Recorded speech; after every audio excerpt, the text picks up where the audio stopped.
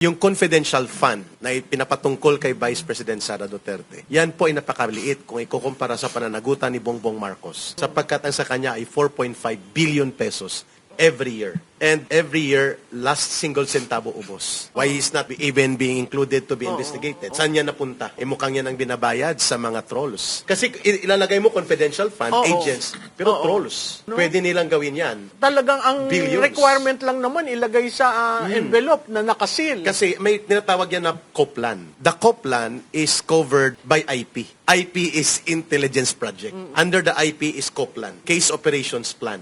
Doon ang budget. So lahat ng confidential fund ay may case operation plan yan. I-discuss yan ng iba pang mga resource persons. Pero ang malinaw dyan, hindi yan pandaraya. That is a system of security, that is a system of protection, and that is a system of building up confidence. Na mayroong tutulong at makikipag-cooperate sa gobyerno dahil protektado ang kaligtasan mo. Hindi kay papahamak ng gobyerno. So bakit nag-i-insist sa mga kongresista na Dahil hindi nila alam ang kaseryosohan ng epekto niyan. Hindi lang sila bobo. hindi nila alam? Talagang Ayaw lang masama nilang- ang intensyon nila. Oo. Kasi they do not understand na hindi po mag-survive ang Pilipinas at ang gobyerno nito at walang gobyerno at lipunan na mag-survive kung wala siyang intelligence programs at confidential projects. At ganyan po ang kalakaran. Kaya may Mary Grace Piatos yan, may mga pangalan na alias yan kasi bumibili ng impormasyon. And that is called tradecraft and that is called intelligence protocols. Hindi yan mali. Hindi alam ng mga legislators yan? Malamang. Kung alam man nila, they try to ignore sapagkat ang intensyon nila ay palabasin na nangungurakot si Vice President. No. Using alias and using the codes ay hindi indication ng corruption. For as long as ang Commission on Audit ay nakakakita na justified and valid at supported by existing projects ang mga expenditure sa confidential fund, yan ay tama.